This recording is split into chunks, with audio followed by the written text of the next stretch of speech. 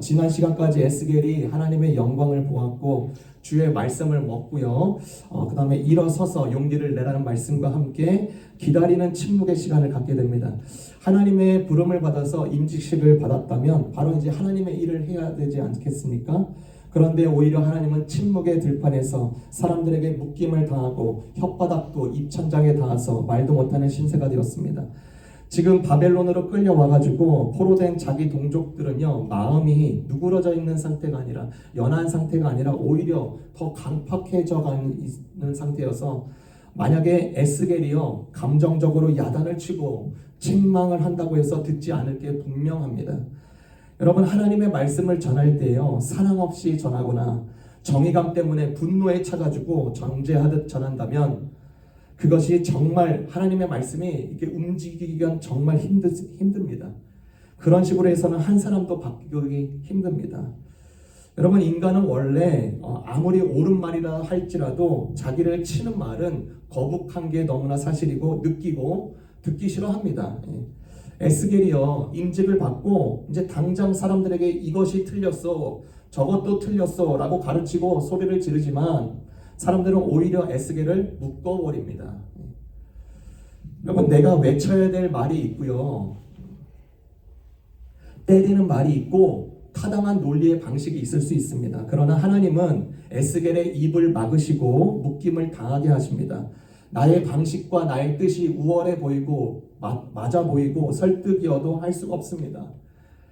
그래서 하나님은요 그 침묵의 시간을 통해서 나를 먼저 에스겔을 먼저 낮추시고 이제부터 하나님이 하라는 전달 방식에 복종케 하십니다.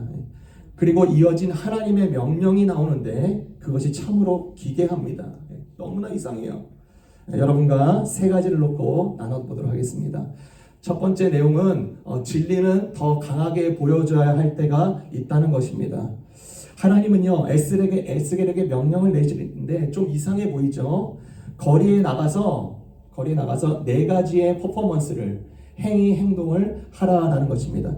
4장 1절부터 2절입니다. 4장 1절부터 2절. 너 사람아, 너는 이제 흑벽돌을 한 장 가져다가 너 앞에 두고 한 성읍 곧 예루살렘을 그 위에 새겨라. 그 다음에 그 성읍에 포위망을 쳐라. 그 성읍을 공격하는 높은 사다리를 세우고 흙 언덕을 쌓고 진을 치고 성벽을 부수는 무기를 성 둘레에 설치하여라. 에스겔이 지금 도판, 그때 이제 점토 문화가 많이 유명했습니다. 바벨론에. 이 토판을 위에다가 예루살렘 성을 그려라. 그리고 그 주변에 사다리, 흙 언덕, 공성태는 성벽을 부수는 도구죠. 돌을 실어다가 이제 팍 하면 이제 돌이 확 날아가는 옛날 전쟁 방식입니다. 그거를 설치해서 성이 포위된 그런 모습을 지금 너가 이거 아트로 만들어서 사람들에게 보여주라고 합니다. 이것은요 지금까지 예루살렘이 2차까지 공격을 받고 피해를 받아서 부분적인 패배를 보였지만 앞으로는 이제 완전한 함락 그리고 공성전, 네가 만든 이 비주얼대로 그대로 될 것이다 라는 것을 이 시각 디자인을 통해서 알려주라는 것이죠. 당시 포로로 끌려온 이 포로들은요 예루살렘이 끝내 전쟁에 대항하고 버티다가 또 지금 이집트와 연합하고 있으니까 고국으로 이제 우리는 금방 돌아갈 것이야라는 가짜 희망을 품고 있었으나 하나님께서는요 이 거리 연극을 통해서 예루살렘이 완전히 무너질 것이라는 것을 쐐기를 받고 있는 것입니다. 두 번째 퍼포먼스가 무엇인가? 4절부터 6절입니다. 4절부터 6절. 너는 또 왼쪽으로 누워서 이스라엘 족속의 죄악을 내 몸에 지고 있거라. 옆으로 누운 수만큼 너는 그들의 죄악을 떠맡아라. 나는 그들이 범죄한 횟수대로 내 날수를 정하였다. 그러니 너가 390일 동안에 이스라엘 족속의 죄악을 떠맡아야 할 것이다. 이 기간을 다 채운 다음에는 너가 다시 오른쪽으로 누워서 유다 족속의 죄악을 40일 동안 떠맡고 있어라. 나는 너에게 1년을 하루씩 계산하여 주었다. 두 번째 퍼포먼스는요 에스겔이 왼쪽으로 390일을 누워있고 그 다음에 오른쪽으로 40일을 누워 지내야만 했습니다. 하나님께서 몸을 돌리지 못하도록 따로 완전히 묶어두었습니다.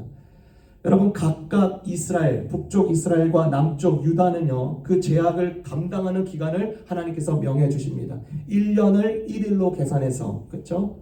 그러면 그 390일이라는 말은 390년을 의미하는 것입니다. 여러분 390년이 무엇일까요? 북이스라엘에게 390년 전에 무슨 일이 있었습니까? 북이스라엘의 390년 전에 솔로몬 그 왕이 성전을 봉헌한 시점입니다. 그 솔로몬이 하나님께 놀라운 하나님께 성전을 봉헌하고 나서부터 바로 그 군주 그 솔로몬과 그 시대부터 이제 공식적인 배교를 시작한 장본인과 그 시점이 되었습니다. 참 놀랍지 않습니까? 하나님께 놀라운 하나님께 성전을 봉헌한 그때부터 그 이후부터 솔로몬은 외국 문화들을 받아들여서 그때부터 무너진 시길 390년이었습니다. 왕뿐만 아니라 많은 이들이 이때부터 퇴락한 길을 걷기 시작합니다. 북완주에는요 39명의 왕조가 있었는데 거의 다 악한 왕들입니다. 악한 사회 시스템이 즐비했습니다. 다시 말해서 390일 동안에 왼쪽으로 누워있는 것은 말없는 기소장이 되고요 40일 동안에 오른쪽으로 눕는 것은 그에 따른 판결문과 같습니다. 이 두 행위는 이스라엘 멸망이 갑작스럽게 불행해서 우연으로 생긴 일이 아니라 수세기 동안의 반역에 걸친 하나님의 정당한 결론임을 보여주고 있는 것이죠. 여러분 390일 어떻게 저렇게 왼쪽으로만 할 거예요? 그럼 등창에 욕창에 다 생길 거 아닙니까? 하루 종일 390일 동안에 계속 누웠다라는 의미보다는요 하루 중에 24시간 중에 어느 세션을 두어서 390일 동안의 그 시간 내가 정한 시간에 그렇게 왼쪽으로 누워서 사람들이 지나가면서 보게 되는 거예요. 아니 저 보러 왜 저래? 390일 동안 왜 저렇게 누워만 있어? 사람들이 다 그랬겠죠. 그 행위를 통해서 메시지를 전하고 있는 것입니다. 세 번째 퍼포먼스입니다. 세 번째 9절부터 12절입니다. 너는 밀과 보리와 콩과 밭과 조와 귀리를 준비하여 한 그릇에 담고 그것으로 빵을 만들어 너가 옆으로 누워있는 390일 동안에 내내 먹어라. 너는 음식을 하루에 20세겔씩 달아서 시간을 정해놓고 먹어라. 물도 데워서 하루에 6분의 1 흰씩 시간을 정해놓고 따라 마셔라. 너는 그것을 보리빵처럼 구워서 먹되 그들이 보는 앞에서 인분으로 불을 피워서 빵을 구워라. 하나님이요 여러 가지 잡곡 밀과 보리, 콩, 팥, 조, 귀리를 섞어서 떡을 만들어서 사람의 똥으로 불을 지펴서 390일 동안에 그거 누워있는 기간 내내 그것을 먹으라고 합니다. 여러분 요즘이야 건강식으로 온갖 잡곡을 이렇게 많이 섞어서 먹지만 그때 당시에 이런 잡곡들을 섞어서 먹는 것은 고문이었습니다. 이렇게 먹지 않습니다. 주식이 이런 식으로 만들어지지 않습니다. 없어서 먹은 거예요. 진짜 비참할 때 전쟁 중에 겪어야 이렇게 먹을까 말까 합니다. 그리고 음식의 양도 하루에 230g입니다. 여러분 감옥에 갇힌 사람들이요 적어도 하루에 먹는 양은 500g이 넘습니다. 그런데 터무니없는 적은 양 그리고 음식의 양도 적고 하루에 먹을 물도 1리터에 3분의 1만 5분의 1만 먹으라고 합니다. 길거리에서 한쪽으로 누워서 예루살렘에 그려진 그 도판을 세워두고 사람들이 먹지도 않는 잡곡바 혹은 잡곡빵을 먹고 있는 모습을 한번 상상해 보세요. 영락없는 거지 모습입니다. 에스겔의 모습이 얼마나 처량합니까? 그런데 이 모습을 통해서 먹을 것이 없어서 싹싹 긁어 모아야 살 수밖에 없는 이런 6가지의 그런 잡곡을 그 절대 굶주림의 상태를 경험할 것이라는 것을 이 행동을 통해서 보여주고 있습니다. 이스라엘 백성들은요 원래 혼합주의를 특별하게 경계해서 지금도 그렇죠. 주이시들은 음식법이 있습니다. 코셔법이 있습니다. 음식을 절대 섞어 먹지 않습니다. 정해진 음식만 먹습니다. 그런데 극심한 기근과 환경과 전쟁으로 인해서 이를 어길 수밖에 없어요. 그러니까 자신들의 자부심과 자신들의 자존심을 그 다음에 자신들의 거룩함을 다 무너뜨리게 된다는 것을 이 음식을 통해서 보여주고 있는 것입니다. 그리고 그 잡곡을 보리빵처럼 구워 먹으라고 하죠. 그런데 부정한 사람의 똥을 불의 원료로 사용해서 네가 그렇게 해라. 즉 예루살렘이 멸망할 때 이방 나라로 흩어져서 부정한 상태에서 수치스러운 삶을 계속 살게 될 것을 행동으로 보여주라고 하십니다. 마지막 네 번째 퍼포먼스입니다. 5장 1절부터 4절입니다. 5장 1절부터 4절. 너 사람아, 너는 날카로운 칼을 한 자루에 가져와서 그 칼을 삭도로 삼아 너의 머리카락과 수염을 깎고 그것을 저울로 달아 나누어 놓아라. 그리고 그 성읍의 포위 기간이 끝난 다음에 그 털의 3분의 1을 성읍 가운데서 불로 태우고 그 또 3분의 1은 성읍 둘레를 돌면서 칼로 내려치고 또 3분의 1은 바람에 날려 흩어지게 하여라. 그러면 내가 칼을 빼어들고 그 흩어지는 것들을 쫓아가겠다. 그러나 너는 그것들을 가운데서 조금을 남겨두었다가 너의 옷자락상에 쌓아매어라. 너는 그것들을 가운데서 얼마를 꺼내서 불 한가운데서 집어던져서 살라버려라. 그 속에서 불이 나와서 온 이스라엘 족속에게 번질 것이다.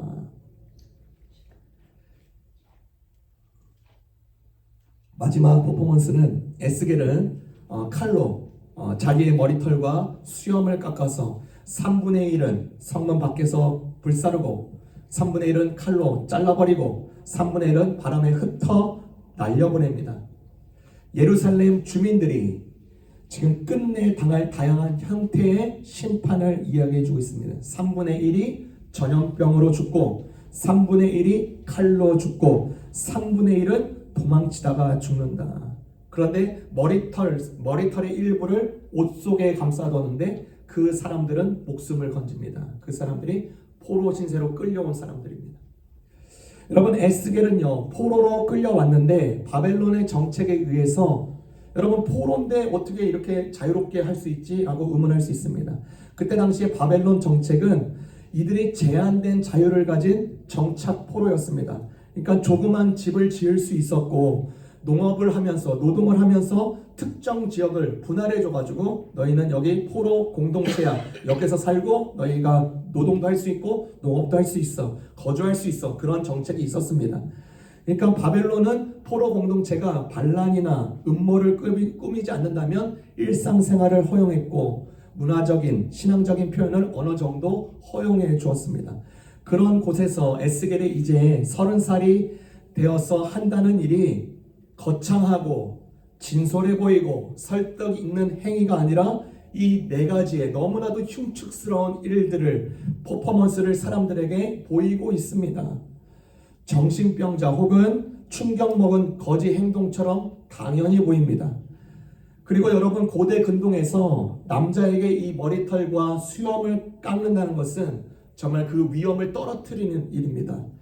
그 머리털을 이상하게 깎아가지고 그걸 뿌리고 또 3분의 1은 깎아서 흩어버리고 칼로 치고 하니까 에스겔의 입장 한번 서보세요. 에스겔이 스스로 이걸 하면서 이게 맞나 싶을 겁니다. 여러분, 에스겔은 원래 제사장이 되려고 했던 사람입니다. 그가 꿈꾼 일이 무엇이죠? 사람들이 예배드리러 오면 재물을 잡는 것을 도와주고 기도하고 찬양하고 말씀을 전하는 그런 일입니다. 그런데 지금 제사장이 아니라 거리 연극을 하는데 망나니처럼 보이는 이 모습을 하라는 것입니다. 에스겔의 스스로도 얼마나 큰 갈등에 처했겠습니까? 여러분, 왜 이렇게까지 해야 됩니까? 왜 이렇게까지 해야 돼요? 너무 과장해서 하나님 오버하는 거 아니야? 라고 할 수 있습니다. 그런데 이유가 있어요. 행동을 보여줘서 임팩트를 가라하라는 것입니다. 행동으로. 워낙 이스라엘 포로로 온 사람들은요 이미 마음이 완전히 닫혀버리고 마음이 완전히 무너져버리고 마음이 완전히 무감각해진 상태입니다. 완고한 자들이에요. 자존심이 센 사람들입니다. 여러분, GC들과 한번 대화해보고 이 사람들 자존심 건드리면 안 됩니다. 그냥 일방적인 메시지가 안 통해요. 정상적인 언어는 그들에게 안 들리고요. 충격적인 언어를 해야 이제 겨우 들을까 말까입니다. 그 지경까지 갔기 때문에 하나님은 이 일을 합니다. 여러분, 이들이 완고함이 어디까지 가는 거예요? 나라가 멸망 직전까지 그들이 완고했다면 이 정도의 행동 메시지는 충분히 납득이 되는 것입니다. 전부 의도된 하나님의 장치였죠. 에스겔은 하나님의 메시지를 전하는 것이 아니라 하나님의 감정을 읽었기 때문에, 하나님의 본심을 읽었기 때문에 그 모든 것에 순응할 수 있었습니다. 하나님의 진심이 느껴지니까 진리가 때로 가격해 보이고 엉뚱해 보이고 기괴해 보여도 이것을 감당할 수가 있었던 것입니다. 여러분, 점점 시대가요 악해져 가고 있다고 합니다. 정말로 무감각해져요. 웃어야 할 때 웃지 않습니다. 울어야 될 때 울지 않습니다. 마음이 강팍해져가는 이 시대를 거듭하면서 그냥 일말의 단순한 말이 아니라 어떠한 특별 행동을 통해서 사람들의 변화를 일으키곤 하죠. 여러분, 역사 속에서도 사회 속에서도 많이 이런 패턴이 나옵니다. 디오게네스라는 이 고대 철학자는요, 화난 낮에 이제 등불을 들고 다니면서 사람들을 이렇게 찾아다닙니다. 그래서 이 사람에게 물어봐요. 뭐 하고 있는 거야? 낮에 왜 등불을 들고 다녀요? 그랬더니 정직한 사람을 찾고 있습니다. 그 퍼포먼스가 효과적이었습니다. 프란치스코는요, 사람들 앞에서 그가 부유한 사람으로 태어났지만 옷을 번지면서 아버지의 재산을 포기하는 그런 퍼포먼스를 보였어요. 많은 사람들이 뭐가 진짜 부인지 그 행동을 통해서 보게 되는 것이죠. 간디는 소금 행진을 행했습니다. 마틴 루터 킹은 비폭력주의, 끝까지 비폭력을 보여주면서 숨겨진 현실을 보여줬습니다. 말로 안 되면 보여줘야 되는 거예요. 뭔가 특별한 행동을 통해서. 이것이 에스겔의 방법이었고 궁극적인 하나님의 방법이었습니다. 여러분, 우리가 잘 아는 우리의 성악자 백범 김구 선생님 아시죠? 여러분, 사실 이 백범 김구 선생님보다도요 그의 어머니 광낙원 여사님이 너무나도 특별합니다.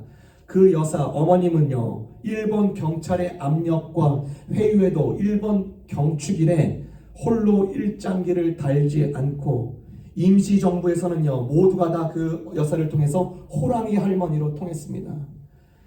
아들 김구 선생님이 거의 60살이 될 때까지도 그 여사는 김구 선생님의 회초리를 때렸습니다. 하루는 이 여사의 생일을 맞이한다고 해서 독립운동가들이, 그 백범 김구 선생님들의 동료들이 이제 생일 잔치를 준비해 주려고 합니다. 그 여사님이 음식 준비나 그런 거 하지 말고 차라리 돈으로 달라고 합니다. 그 요구에 돈을 모아서 줬더니 그 다음날 잔치를 벌이는 것이 아니라 그 여사가 품에서 권총 2자루를 주었더니 아들 김구와 동료에게 그 권총을 건넵니다. 이렇게 사소한 경조사를 챙길 때가 아니라 조국의 독립을 점령하고 충실해야 한다는 권고로서 그 권총을 넘겨요. 그 아들이 그 모습을 보고 더욱 심기일전하죠. 하루는 아들 그 백범 김구가 오랫동안 독립운동을 준비하고 있는데 과정이 순탄치가 않습니다. 그리고 모든 좋은 일을 하는데 사람들이 동요하지 않고 코도 좀 치고 매너리즘에 빠지고 타성에 빠질 때쯤에 이 백범 김구도 그렇게 흐물흐물해지는 걸 본 거예요. 어머니는 눈치를 챘습니다. 그래서 회초리를 가져오라고 회초리를 중년의 아들의 그 종아리를 때립니다. 그런데 아들 백범이 기분 나빠서 내가 지금 몇 살이 쪽팔려서 따끔해서 눈물을 흘리는 것이 아니라 어머님이 이제 노쇠하셔서 회초리가 전혀 아프지 않게 느껴지니까 그것을 통해서 눈물을 흘리게 됩니다. 어머님의 정신은 저렇게 시퍼렇게 살아계신데 나는 이게 뭔가 눈물이 나는 것입니다. 이런 복잡한 신경에 있었는데 그 회초리의 계기로 다시 이 민족을 위해서 충령할 수 있었다고 합니다. 여러분, 더 강한 말이 필요한 게 아니라 더 깊은 행동이 필요하고 설득이 말이 필요한 것이 아니라 사람의 마음을 흔드는 행동은 하나님이 지금 에스겔을 통하여서 사람들을 깨우고 있는 행동과 똑같습니다. 오늘날 무감각해져가는 시대 속에서 하나님과 소통을 막는 강력한 철판이 있죠. I don't need you. 나 하나님 필요 없어. So what? 그래서 뭐 어쩌다는 거야? Whatever. 뭐래? 이게 다 적용이 됩니다. 이 세 가지로 그냥 다 막아버려요. 강력한 바이러스보다 독한 냉소와 비난을 퍼부으면서 마비된 자신의 상태를 보지 못하는 심각한 중병을 그대로 품고 지낼 것인가, 아니면 에스겔을 통하여서 보여주시는 이 하나님의 제한된 행동 메시지에 우리가 다시 한번 끼어서 기대할 것인가. 그리고 우리한테 스스로 질문해 볼 수 있으니, 하나님은 요즘 내게 어떤 방식으로 내게 보여주고 계신가? 혹은 나는 누군가에게 어떻게 하나님의 방식을 보여주는 통로가 될 수 있을까? 우리는 견지하면서 진지하게 이렇게 살아가야 됩니다. 두 번째로는 오늘 본문을 통해서 거짓과 죄는 계속 누적된다는 것입니다. 에스겔을 한번 생각해 보세요. 정말로 불행해 보이기까지 합니다. 왜 그렇습니까? 이제 이스라엘 국가 완전 멸망이 앞으로 6년이 남았는데, 그래도 그 기간 내에 사람들에게 긍정의 메시지, 희망의 메시지를 주어서 꿈이라도 꾸게 하는 게 좋지 않을까? 더 멋져 보이지 않습니까?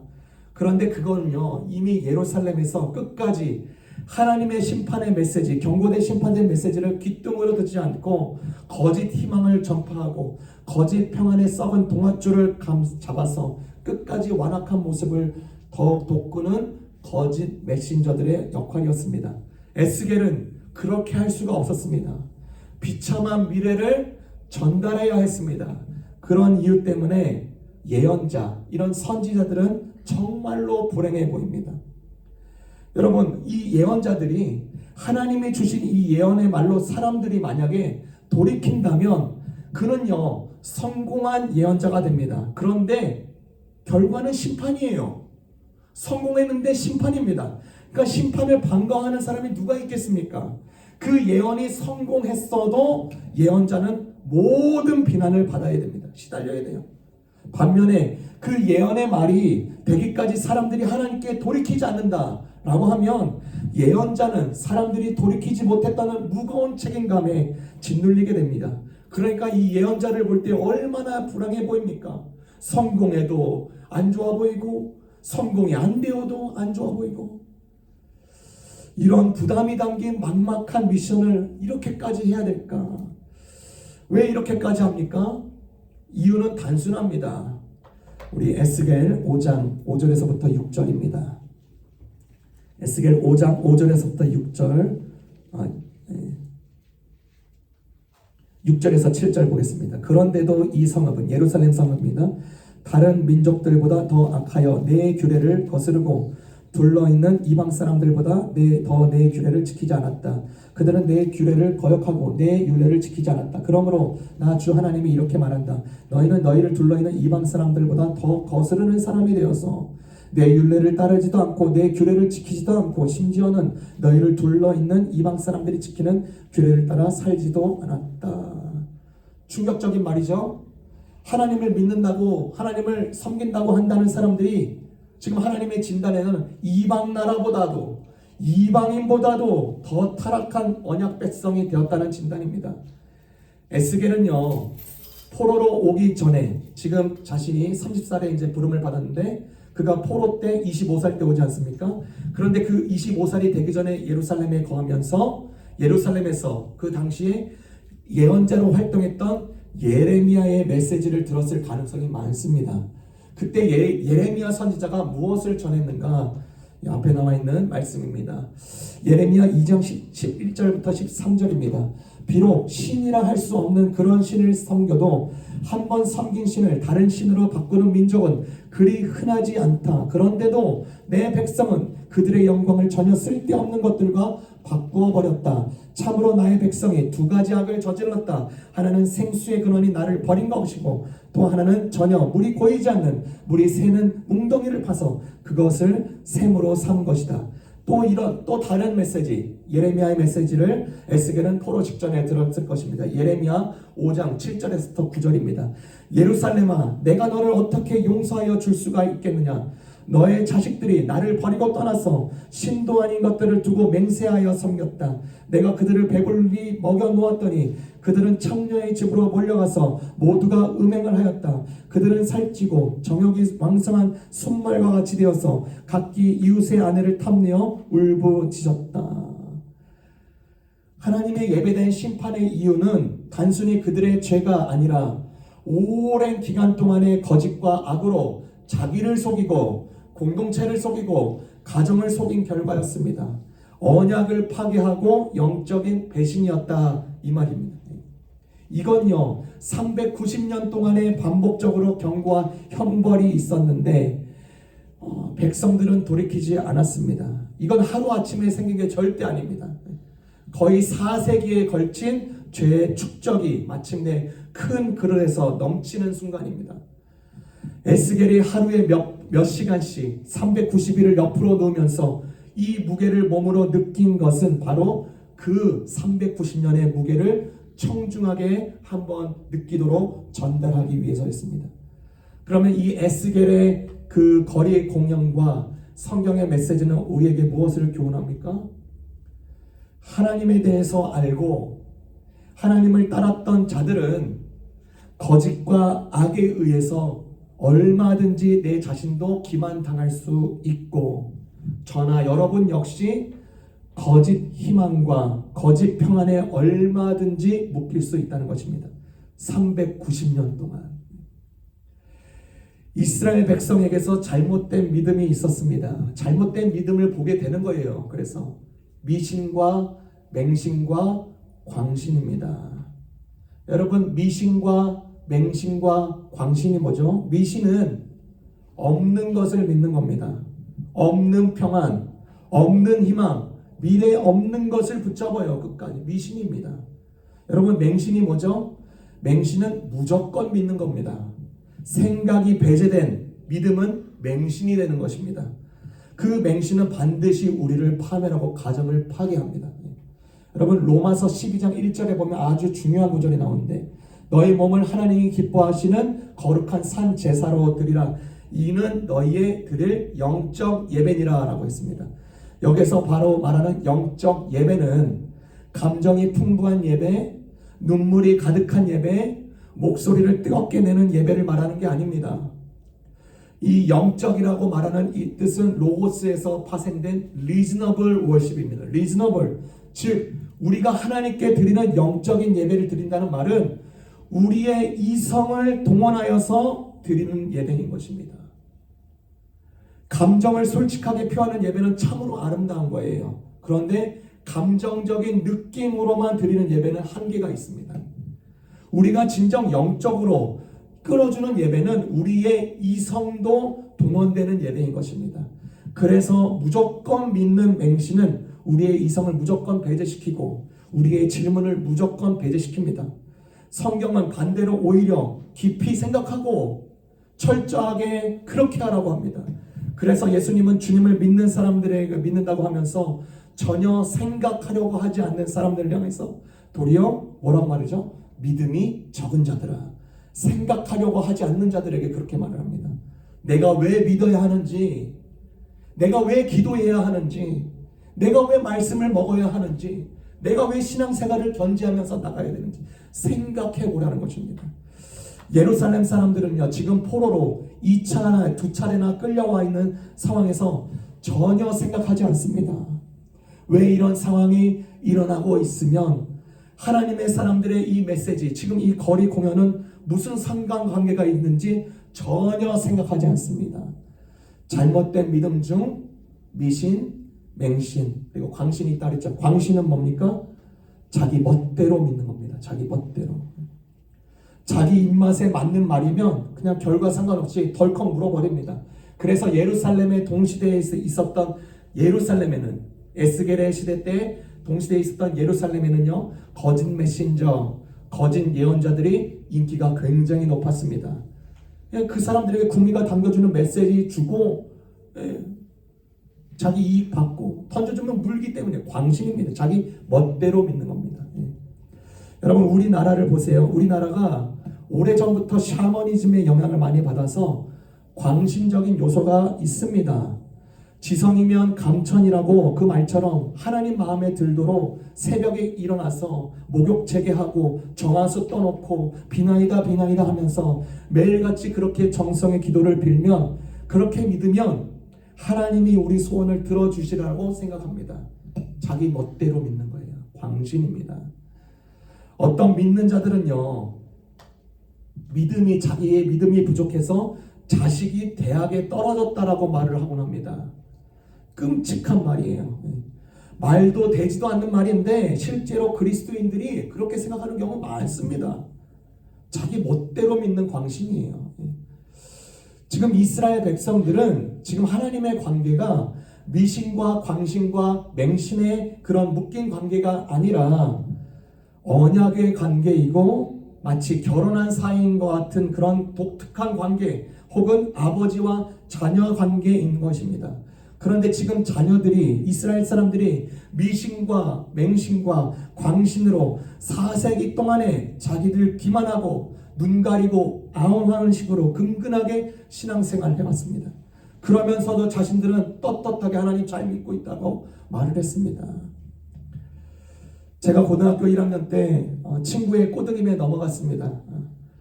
독서실을 끊자는 거예요. 독서실을 끊으면 한국의 시스템 여러분 독서실 알죠? 그 독서실에서 잘 수도 있는 것입니다. 그 부엌 같은 데서 또 먹을 수도 있어요. 독서실을 끊으면 공부도 잘 되고 같이 어울려서 놀고 재밌게 보낼 수 있다는 것이면 친구가 그래서 그거 괜찮은 것 같다. 그래서 아버지에게 설득했습니다. 고등학교 1학년 때인데 아버지 저 독서실 다녀야지 공부 더 잘 될 것 같아요. 야간 자율학습 시간에 9시에 그 저녁에 끝나고 집에 오면은 이렇게 왔다 갔다 하는 것도 얼마 못 자고 독서실 바로 앞에서 자고 학교 바로 갈 수 있어요. 아버지가 금방 수락해 줬습니다. 공부에 저 집중하기 위해서 그가 그렇게 하라고 했습니다. 특혜를 받은 거죠. 그리고부터 이제 독서실 생활이 시작됐습니다. 학교 끝나면 온전히 제 시간이 되는 겁니다. 잠도 독서실에서 자고 친구들과 시간을 보낼 수 있으니까 얼마나 좋습니까? 여러분 공부했겠습니까? 학교 끝나면 자율학습 빼먹고 당구장 가서 당구 치고 짜장면 시켜 먹고 밤늦게 독서실 돌아가서 잠자고 그랬습니다. 공부하는 독서실이 아니라 저에겐 그냥 호스텔이 되어버렸습니다. 그렇게 지나서 중간고사를 보았는데 한문 성적에서 40점이 나왔습니다. 날벼락을 맞았어요. 아직까지 그 점수를 잊지 못해요. 최악의 점수였죠. 저희 부모님은요 절대로 공부 1등 해라, 점수 이번에 몇 점 올려라 라고 단 한 번도 이야기를 해본 적이 없습니다.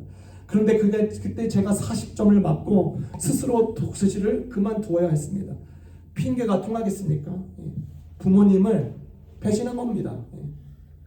그나마 그 충격에 스스로 깨우치고 얼른 돌이켰어요. 얼마든지 핑계 댈 수 있습니다. 얼마든지 생각하지 않고 살 수 있습니다. 얼마든지 자기 멋대로 자기 것 믿으면서 살 수 있습니다. 그러나 그 결과는 고스란히 나의 몫이 됩니다. 여러분 불나방이요 불 속으로 뛰어들면 죽는데도 왜 불 속으로 뛰어듭니까? 심지어 곁에 있는 불나방들이 자기 동료 불나방이 불 속에 그렇게 들어가면서 다 죽는 것을 10년, 100년, 50년 그렇게 계속 보았을 텐데도 또 그렇게 합니다. 왜 그럽니까? 불의 내부, 불의 현실, 불의 뒤편을 보지 못해 죽는 겁니다. 하나님이 지금 390년 동안의 메시지를 던져준 이유는 우리 역시 불나방처럼 눈에 보이는 세상만을 향해서 뛰어들다가 죽게 되는 결과를 막기 위하는 것입니다. 거짓과 악에 너의 삶을 절대로 던지지 말아라 라고 강력하게 거지 같은 퍼포먼스 보여주면서 우리에게 알려주는 것입니다. 하나님의 말씀은 계속 그렇게 반복되고 있어요. 그러면 우리의 완고함도 계속 그렇게 반복하는 거에 우리가 순응할 건가? 아니죠. 여러분 우리가 안 들은 것이 아니라 우리가 안 받아들인 것입니다. 마지막으로 오늘 본문을 통해서 마지막으로 하나님은 원고가 되시자 동시에 피해자가 되십니다. 에스겔 5장 8절을 보겠습니다.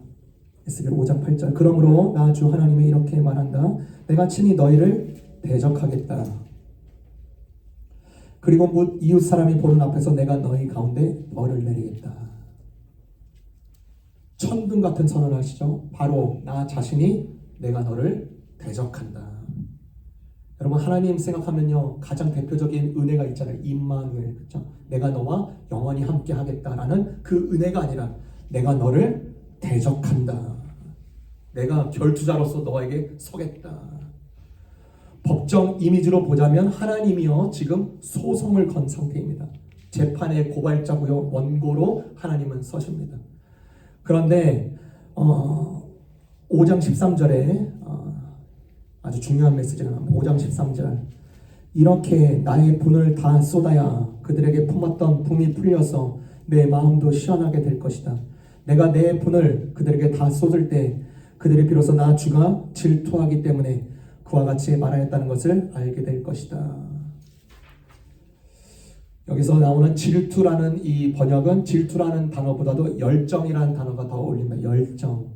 그분은 언약의 사랑의 관계 안에 있는 사람들과 이스라엘 백성들과 언약의 사랑의 관계이기 때문에 어그러질 관계를 참으실 수가 없는 것입니다. 여러분, 사람의 관계에도 마찬가지입니다. 내가 A라는 사람과 B사람 관계가 없으면요, 관계가 없으면 분노도 없습니다. 무관심하면요, 화도 내지 않습니다. 근데 지금 하나님이 분노를 표하신다는 것은 그분이 이 백성들을 향한 열정을 가진 사랑을 가지고 계신 분이라고 보여주는 것입니다. 놀라운 역설이죠. 하나님은 원고세요. 그러나 고발자십니다. 재판장이십니다. 그런데 이상한 점이 보여요. 하나님은 법적으로 피의자가 아닌데 이스라엘이 죄인이고 하나님의 고발자인데 이 재판에서 원고가 가장 고통스러워합니다. 고발자이신 하나님이 제일 고통스러워해요. 이 재판은 마치 법정이 아니라 깨진 관계의 현장이고 하나님은 죄를 고발하시지만 그 죄로 인해서 가장 아파하시는 분도 하나님이시다. 여러분, 예전에 그 고대 역사에 실제로 있었던 일입니다. 이런 이야기가 있습니다. 한 왕이 있었습니다. 그때는 뭐 사법부가 이제 활발하게 있지 않았기 때문에 그 왕이 판사 역할까지도 했습니다. 재판을 진행하는데 피고인을 보니까 피고인석에 서 있는 자가 자기의 아들인 것입니다. 판결이 어땠을까요? 유죄로 판결을 내립니다. 그 판결을 내린 그 사람, 그 아버지 왕이 보니까 가장 많이 울고 있어요. 5장에 나와 있는 이 모습은 궁극적으로 한 곳을 바라보게 합니다. 에스겔이 390일 동안에 옆으로 누우면서 이스라엘이 죄의 무게를 진중하게 감내하죠. 여러분, 십자가의 사건을 보세요. 예수님은 몸으로 실제 고통을 감당하십니다. 여러분, 십자가가 뭐죠? 하나님이 심판하신 자리이면서도 동시에 하나님이 고통을 받는 자리입니다. 하나님은 오르시기 때문에 그의 사람을 심판하시고 동시에 사랑이시기 때문에 아파하십니다. 가장 많이 우세요. 끙끙 앓으십니다. 사랑하는 성도 여러분, 에스겔 4장 5장은요 성경에서 가장 어두운 본문 중에 하나입니다. 390일 동안에 누우면서 기근의 빵, 사람들이 쳐다보는 똥냄새 나는 빵, 인분의 연료, 3분의 머리카락 다 날려버리고 위험 없는 모습, 이 모든 것이 한 민족의 멸망을 극화하고 있습니다. 그런데 이 어둠 가운데서 복음이 있습니다. 이 어둠 가운데 복음이 있습니다. 5장 3절. 그러나 너는 그것들은요 머리털입니다. 수염입니다. 너는 그것들 가운데서 조금을 남겨두었다가 너의 옷자락으로 싸매어라. 에스겔의 옷자락에 그의 머리카락을 몇 가닥을 저기 품에다가 감추어 놓는 것입니다. 태우고 자르고 흩어버리는 이 상징적인 심판행위가 이제는 유배자들에게 대한 새로운 은혜로운 보호적 돌봄으로 바뀌는 거예요. 흩어짐에서 살아남는 자들이 있다면 그것은 온전히 그분이 세이브한 그 은혜 때문인 것입니다. 심판 속에서도 은혜를 보이시고 파괴 속에서도 보존케 하시는 하나님의 깊은 사랑이 있는 것입니다. 그러므로 우리 오늘 이 본문을 통해서 우리가 결단한 내용이 세 가지입니다. 첫 번째, 에스겔이 그랬듯이 우리 또한 누군가를 향해서는 진리를 보여주는 삶을 반드시 살아야 됩니다. 에스겔은 하나님의 메시지 그 자체가 되었습니다. 내 그 몸을 통해서 그 진리를 드러내 주었습니다. 내가 나의 눈, 나의 작은 손짓, 발짓, 나의 따뜻한 언행, 나의 생각, 누군가를 위해서 진리를 보여주는 사람이 되어야 됩니다. 두 번째, 죄의 축적이 되고 있음을 직시해야 됩니다. 작은 타협이 쌓여서 작은 기만들이 쌓여서 엄청난 붕괴를 가져온다는 것, 아직 괜찮아 라는 이 착각이 가장 위험하다는 것을 늘 인지하고 살아가야 됩니다. 마지막으로 하나님의 강력한 그 열정, 분노 뒤에는 반드시 뜨거운 사랑이 있음을 우리가 그것을 붙잡아야 됩니다. 하나님은 원고시지만 동시에 가장 깊이 상처받는 피해자가 되십니다. 그분의 언약적인 열정이 우리를 심판하시는 이유가 되고 고쳐주시는 이유가 되고 우리를 포기하지 않으시는 넓은 어머니와 같은 사랑의 이유가 되십니다. 이런 은혜를 다시 한번 기억하면서 이 에스겔의 심정을 가지고 또 그 깊은 복을 누리는 저와 여러분 되시기를 주님의 이름으로 축원합니다.